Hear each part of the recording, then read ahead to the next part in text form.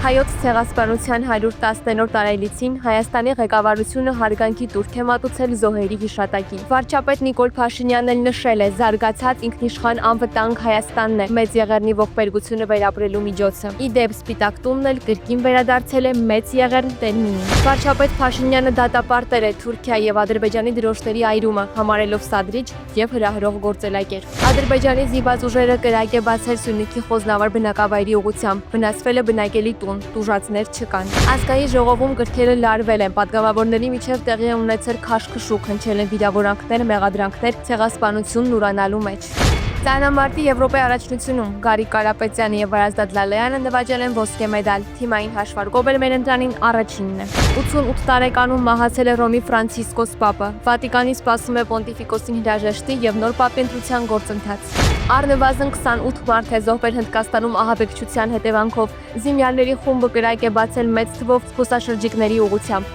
Իշխանությունները մեղադրել են Պակիստանին։